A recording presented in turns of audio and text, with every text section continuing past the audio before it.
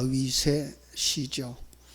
십가요니라는 말을 썼어요. 십가요니라는 뜻은 슬픔의 노래, 방황의 노래, 이런 의미가 있고요.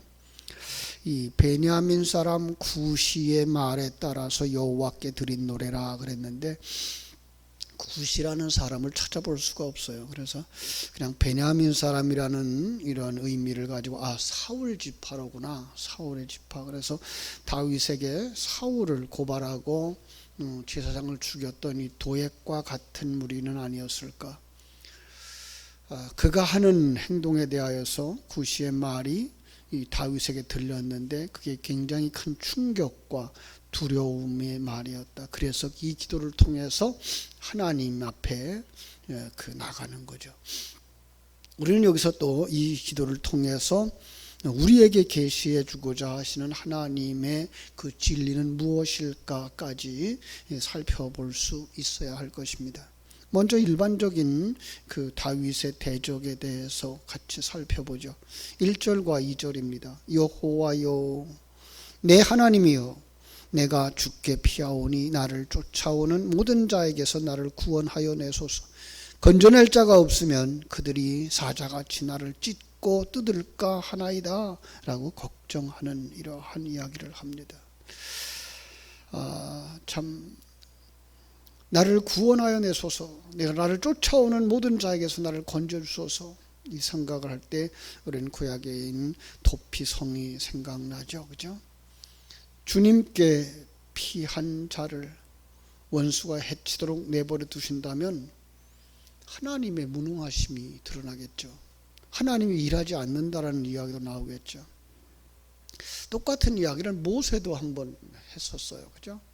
모세도 민수기 14장에 가보면은 주께서 이 백성들을 한 사람같이 죽이시면 주의 명성을 들은 열국이 말하기를 여호와가 이 백성에게 주기로 맹세한 땅에 인도할 능력이 없는 고로 광야에서 죽였다 하리이다. 그러니 이 백성을 구원하여 주소서. 그래서 용서를 구해내죠. 그죠? 민수기 14장 20절에 보면 하나님께서 내가 네 말대로 사하노라. 사람들이 오해를 하죠. 그러면 우리가 간구하면 하나님은 하나님의 계획도 바꾸시는 분이구나 라고 오해를 하죠. 아니요, 그것은 우리가 주기도문에서 나오는 하늘에서 이룬 것 같이 땅에서도 이루어지기를 원합니다라는 그런 기도예요. 사실은 그러니까 하나님은 이미 그 계획을 가지고 계신 거죠. 그런데 거기에 우리가 따라갈 수 있는 정도가 되어졌을 때 그 일이 이루어지는 것을 보는 거죠. 이게 바로 성도들이죠. 성도들, 하나님이 바로 우리의 방패가 되시잖아요. 하나님은 우리가 피할 바위가 되시고요. 하나님은 죽이기도 하시고 살리시기도 하시고요. 낫게도 하시고 상하게도 하시고. 이 사실을 믿는 우리가 더욱 간절히 기도할 수 있는 거죠. 그래서 2절 같은 말씀이 나오는 거예요. 건져낼 자가 없으면 저희가 사자같이 나를 찢고 뜯을까 합니다. 뭘 그렇게 잘못했기에, 그죠? 이런 질문에 대답이라도 하듯이 나는 잘못이 없습니다. 3절부터 5절까지 말하고 있어요. 만약에 죄악이 있다면 생명의 원수의 손에 맡겨도 좋습니다. 무죄함을 강조하고 있는 거예요. 참 3절이 아주 대단하죠. 그죠? 여호와 내 하나님이여 내가 이런 일을 행하였거나 내 손에 죄악이 있거나 화친한 자를 악으로 갚았거나 내 대적에게서 까닭없이 빼앗았거든 원수가 나의 영혼을 잡아 내 생명을 땅에 짓밟게 하고 내 영광을 먼지 속에 살게 하소서. 죄악을 행하지 않았다는 거예요. 이건 영적인 깊이로 볼 수는 없겠죠. 그죠? 이거는 이제 일반적인 그 다윗의 삶 속에서 사울 왕과의 관계 속에서 사울에게 대한 그러한 죄가 없다는 거죠. 뭐예요? 그래서 4절이 말하잖아요. 거짓으로 화친하지 않았다는 것과 남의 것을 무고히 뺏지 않았다고 하는 거죠. 그래요. 이런 것들은 다윗은 사울과의 관계 속에서 그런 일이 없었을 거예요. 만약에 그런 죄가 있다면 어떻게 하라고요? 이제 여기서 나오는 게 원수가 내 영혼을 잡아 내 생명을 땅에 짓밟게 하시고 내 영광을 먼지 속에 살게 하소서. 영혼을 쫓아서 잡아내게 해달래요. 이것은 일반적인 것은 아니죠. 누가 우리의 영혼을 잡아서 그죠? 멸할 수가 있겠어요? 바로 하나님밖에 없는 거죠. 그죠? 그런 면에서 여기는 의인의 당당함이라고 이렇게까지 우리는 확대 해석을 해야 되죠. 바로 우리가 하나님의 자녀들, 우리가 하나님 앞에 범죄하는 것들과 그리고 하나님이 우리의 영혼을 지옥에 던질 수 있다는 것을 깨달아 안다면 이 기도가 무엇을 의미하는지 알 수가 있는 거죠. 나는 의인입니다 이 말이에요. 나는 하나님의 의를 덧입은 사람입니다 라는 거죠. 오늘 우리에게 이해가 있어야 되죠. 그죠? 그리고 나서야 우리는 진정한 심판을 요구할 수가 있는 거죠. 그래서 6절부터 9절에서 올바른 심판을 대해서 간절히 기도합니다. 여호와여 진노로 일어나사 내 대적들의 노를 막으시며 나를 위하여 깨소서.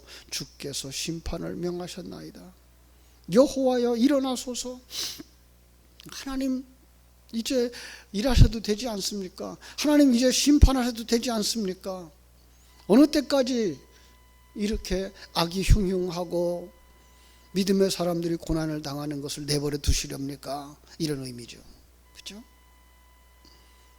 만약에 하나님께서 이 죄악에 대한 심판이 없다고 한다 그러면, 이런 약속이 없었다고 한다면, 이런 계획이 없었다고 한다면 이 기도는 아무 소용이 없죠.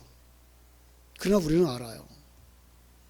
하나님의 백성들의 구원이 어떤 것인가, 구원받지 못한 자들의 삶의 결과가 어떤 것인지 우리는 알죠.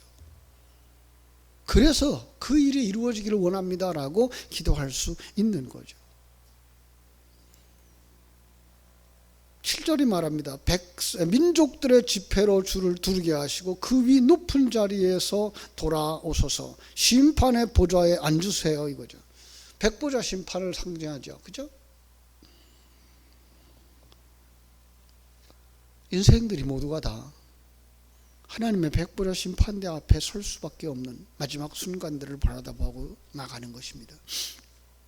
그때에 의인과 악인을 반드시 하나님은 공평하게 심판하실 것입니다.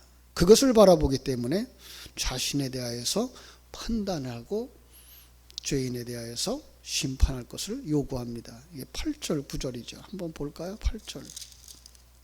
여호와께서 만민에게 심판을 행하시오니 여호와여 나의 의와 나의 성실함을 따라 나를 판단하소서. 다윗의 생각일 수 있어요. 그러나 우리는 성경 속에서 진정한 하나님의 판단, 그걸 내다볼 수 있어야 되겠죠. 하나님께서 분명하게 판단하실 거예요. 분명하게 심판하실 거예요. 근데 무엇을 가지고 심판합니까? 의인과 불의한 자예요. 의인과 죄인이에요. 그렇죠? 그래서 지금 8절은 그렇게 얘기하는 거예요. 나의 의와 나의 성실함을 따라 나를 판단하소서, 심판하소서. 하나님께서는 우주 만물을 창조하시고, 그렇죠? 그 어느 것 하나도 빠짐이 없이 다 섭리하고 계시죠. 그래서 판단한다 그러면 우리 하나님밖에 정확하게 판단할 자가 없어요. 사람들도 그 사람의 일부만 볼 수 있고, 그래서 세상에 변호사들이 있고, 그래서 세상의 판단은 끝이 없어요. 변호사들이 얼마나 말을 잘하고 그럴듯한 이유들을 찾아다가 되는지. 그러나 하나님 앞에는 그게 통하지 않죠. 하나님 앞에서는 분명하게 죄악은 죄악으로, 악인은 악인으로, 의인은 의인으로, 그죠? 의인과 불의한 자를 판단할 때 마치 양과 염소를 구분하듯, 알곡과 쭉정이를 구분하듯 알곡과 가라지를 구분하듯 분명하게 구분하실 것입니다. 그게 있어서 다윗은 이렇게 기도할 수 있는 것이죠. 그죠? 9절에서 이렇게 말합니다. 악인의 악을 끊고 의인을 세우소서. 의로우신 하나님이 사람의 마음과 양심을 감찰하시나이다. 예. 의인을 세워주시고 악인을 끊고 의로우신 하나님이 사람을 감찰하시는 줄 믿습니다. 공의의 심판을 바라면서, 그죠? 그리고 무엇을 바라보도록? 저들이 우리를 바라보고 부러워하도록. 나의 방패는 마음이 정직한 자를 구원하시는 하나님께 있도다. 아브라함에게 주신 말씀 그대로 우리 하나님이 우리의 방패 되신다는 고백이고요. 그죠? 하나님이 공의의 하나님이라는 사실과 신실하신 하나님이라는 사실 앞에서 우리는 당당할 수 있는 의인들이 되어야 할 줄로 믿습니다. 12절로 13절 심판이 다가오고 있습니다. 아니, 심판이 아주 준비되어져 있습니다. 그죠? 사람이 회개하지 아니하면 그가 그의 칼을 가시며 그의 활을 이미 당겨 예비하셨도다. 이제 그 손을 놓기만 하면, 그죠? 신약 성경에 보면 뭐라 그래요? 도끼가 이미 나무 뿌리에 놓였으니 회개하지 아니하면 어떻게 해요? 찍혀 불에 던지우리라. 여기 13절에서 그렇게 말하고 있어요. 불화살. 이건 화살 끝에 불을 붙여서 뭐 하고 있어요? 12절에 이제 당겼다 그러잖아요. 입이 당기는 거예요. 놓기만 하면 뭐예요? 날아가서 태워버릴 거죠. 여러분, 이게가 우리의 눈앞에 보일 수 있어야 우리가 바른 신앙생활을 할 수 있고 경건한 신앙생활을 할 수 있고 하나님을 욕되게 하는 내가 주인 된 자리에 나가지 않을 수가 있습니다. 그런데 사람들이 이걸 보지 못해요. 영적인 것이기 때문에. 거듭나지 아니하면 하나님 나라를 볼 수 없다고 하는 얘기가 그거예요. 거듭나지 아니하면 영적인 세계를 전혀 볼 수가 없죠. 세상이 전부인 건 줄 알고 신앙생활의 목적도 이 세상 것 얻고 세상의 문제 해결하는 것 정도에다가 끝내버리죠.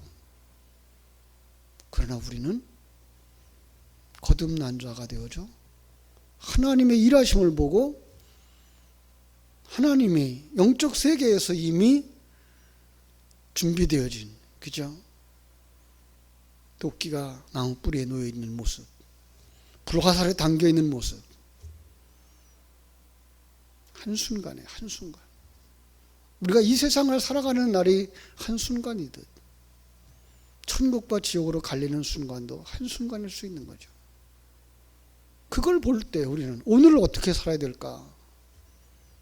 이 상황에서 우리는 무엇을 신앙의 목적으로 삼고 나가야 될까? 우리는 여기서 깊은 묵상들이 일어나야 할 것입니다. 14절이 말합니다. 악인이 죄악을 낳으며 재앙을 베어 거짓을 낳았도다. 참 욕심이 잉태하면 죄를 낳고 죄가 장성하면 사망을 낳는다고 신약성경에서 말하고 있잖아요. 사람들은 애써서 계획하고 수고하고 만들어낸 것들이 뭐예요? 죄악이라는 거예요. 이게 세상적인 가치관은 아니죠. 사람들이 노력하고 힘쓰고 애쓸수록 뭐가 나타나요? 자기가 나타나는 거죠. 그게 뭐예요? 죄인 거죠. 우리가 힘썼음에도 불구하고 그 결과를 하나님이 하셨어요. 하나님이 주신 기회였어요. 하나님이 주신 은사였어요. 하나님이 주신 능력이었어요로 가야 되는데 이 자수성가하신 분들이 자기가 주인 되어지는 삶을 살아가는 모습과 같이 힘쓰고 애쓰는 사람들은 결국은 그 결과의 주인이 자기가 되어버리는, 그게 뭐예요? 죄를 낳고 사망을 낳고 심판을 낳는 결과가 되는 거죠. 그게 뭐라 그래요? 15절. 그가 웅덩이를 파 만들며 제가 만든 함정에 제가 빠졌도다. 자기가 주인 되어지면 그 수고한 열매가 자기를 뭐예요? 지옥으로 빠뜨리는 거죠. 안타까운 거죠. 그죠? 자, 우리는 이러한 자가 되지 않기 위해서 뭐 해야 돼요? 믿음의 사람으로 설 수 있어야 돼요. 정말 눈이 열려서 하나님을 아는 사람들 되어줘야 되고, 그리고 하나님이 시간과 공간 세계 속에서 일하심을 볼 수 있어야 되고, 이 세상이 끝났을 때 우리가 어디로 갈 것인가를 볼 수 있어야 이 세상의 삶이 결코 헛되지 않다고요. 이 세상의 삶에 대해서 너무 행복해하거나 너무 불행해하지 않을 수 있다고요. 이건 몇 년밖에 안 돼요? 100년도 안 되는 인생 속에서 일어나는 사건들이라고요. 그리고 그 속에서도 하나님의 허락 가운데에서 주어지는 사건들이라고요. 이걸 통해서 하나님이 우리를 만들고 계심을 볼 수 있어야 되고, 우리의 배역이 다 끝나면 마치 영화배우가 그 영화가 다 끝나면 자기 자리로 돌아가듯 우리의 이 땅에서의 배역이 끝나면 천국으로 들어갈 사람. 그때에 나는 어떤 모습으로 주님을 배울까?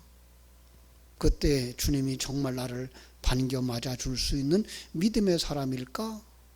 여기 점검해 보면서 정말 그때에 지옥에 떨어지지 않기를, 불의한 자가 되지 않기를, 죄악을 범하는 자가 되지 않기를 이 땅에서 부단히 노력하고, 그래서 주님의 손 놓지 않으려고 힘쓰고 노력하는, 주님과 함께 동행하며 하나님의 뜻을 깨닫기 위해서 하나님 앞에 머리를 숙일 수 있는 믿음의 사람들이 되어지기를 주님의 이름으로 축원합니다.